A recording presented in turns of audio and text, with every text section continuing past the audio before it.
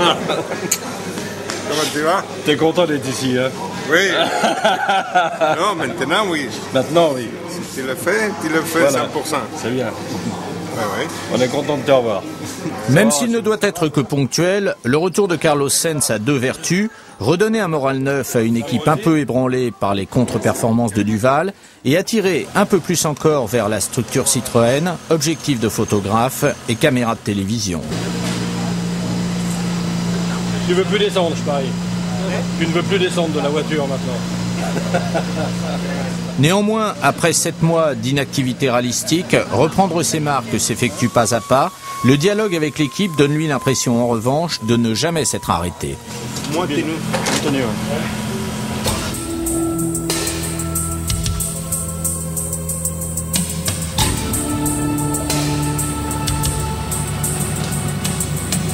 La mission de Carlos Sainz est claire et a été clairement énoncée: marquer des points pour que Citroën retrouve au championnat constructeur un rang plus conforme à son ambition.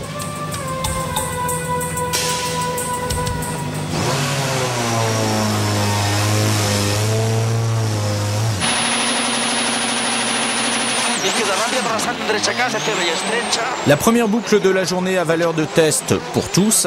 Et si dans le premier chrono, l'Espagnol lâche 1,5 secondes au kilomètre à son équipier, il rectifie vite le tir pour ne plus perdre dans la deuxième spéciale que 7 dixièmes de seconde au kilomètre.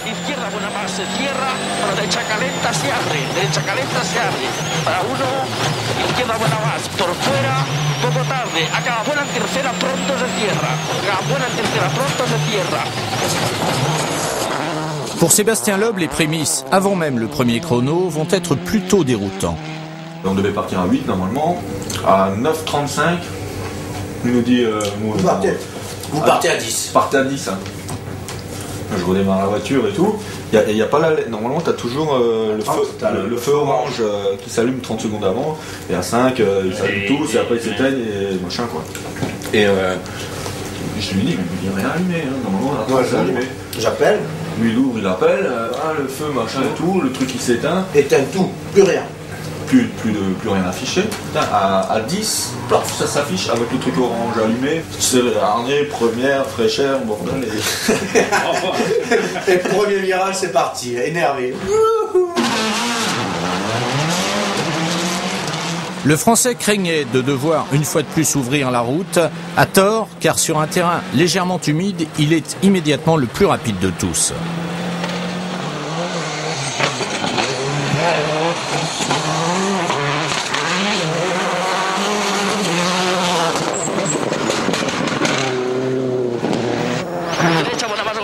Quatrième chrono, Carlos Sainz réalise le deuxième temps absolu. J'ai déjà passé Martin.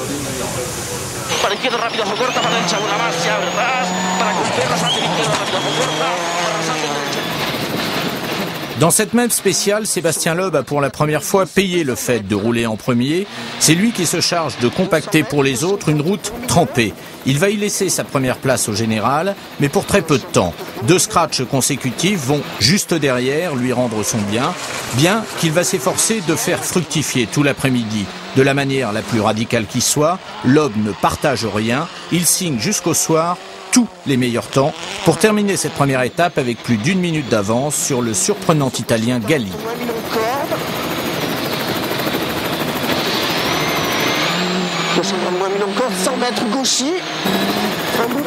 C'était espéré, attendu même. Carlos Sainz cet après-midi enquille une succession de bons temps qui vont faire de lui vendredi soir le 5e du classement général, en bagarre avec un groupe de postulants au podium. 2 pilotes excellemment placés et 2 autos vierges de tout choc ou autre panne. Elle est pas belle la vie.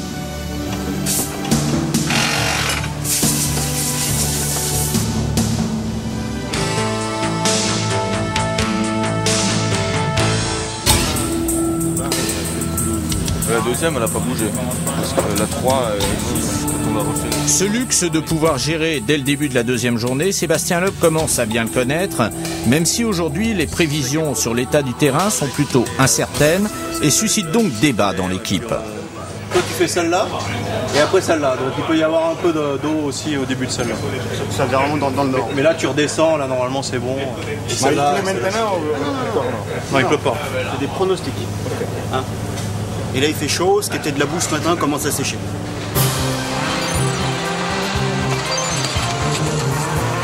Les prévisions de Météo France étaient les bonnes, qu'elles soient 100% humides, comme la première de la journée, ou 100% sèches, comme la deuxième. Les spéciales turques sont en tout état de cause hyper glissantes, mais pas gênantes en tout cas pour les pilotes Citroën qui vont chacun, durant les 2 premières boucles, faire un nouveau bout de chemin vers leur objectif. Sébastien et Daniel confortent, tout en continuant de la construire, leur position de leader.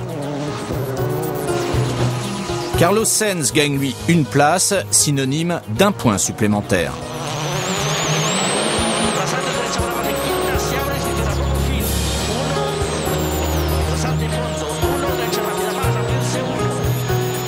Place, synonyme aussi de sérénité totale à l'assistance, sérénité teintée d'humour quand débarque au motorhome un député européen dont la passion pour le rallye n'a pas pris le moindre coup de canif.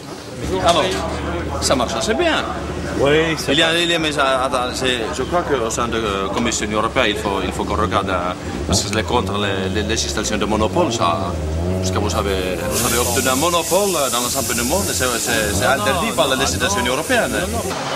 L'ultime boucle, 3 spéciales, va donner l'occasion à Carlos Sainz de prouver qu'il est redevenu le pilote qu'il était, celui qui assure, quelles que soient les circonstances.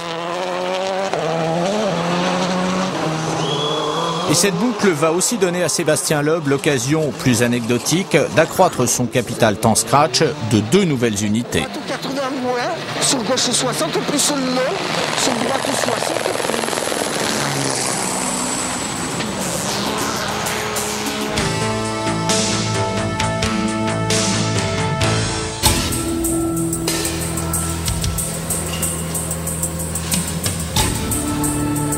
Pour Sébastien Loeb, la journée de rallye va être courte, mais la journée tout court, elle, va être longue. Car juste après l'arrivée, le Français s'envolera vers Le Mans, juste pour se qualifier pour la plus grande course d'endurance du monde.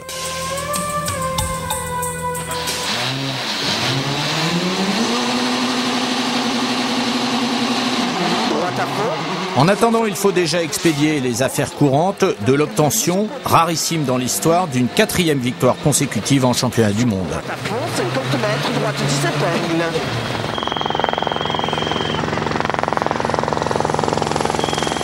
Quelques heures et à peine 50 km plus tard, ce sera chose faite.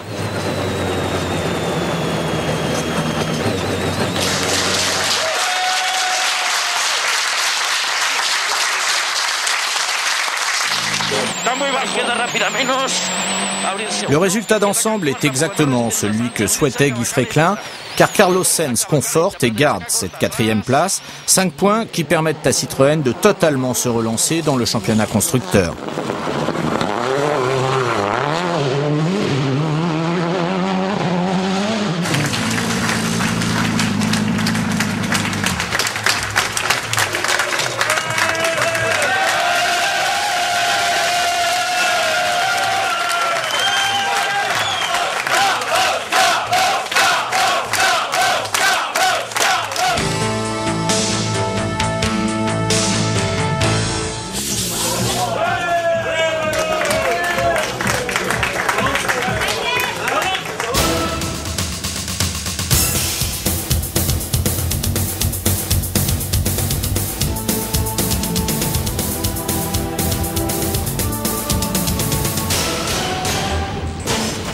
Pour Sébastien Loeb, le plus dur commence maintenant. Il est 13h. Dans moins de 6 heures, il devra s'être qualifié pour les 24 heures du Mans en ayant parcouru quelques tours au volant de la Pescarolo.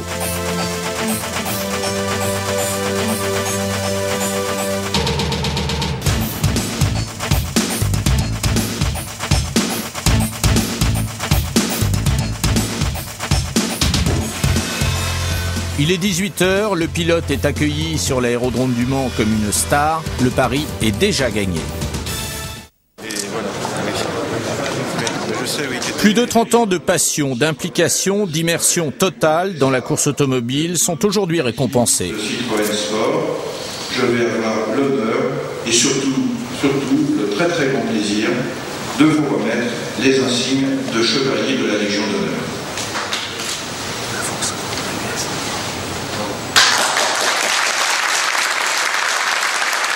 Je souhaite donc que la distinction qui m'honore soit considérée comme la reconnaissance du travail, des compétences et de la rage de vaincre qui font depuis 16 ans la force de cette formidable équipe.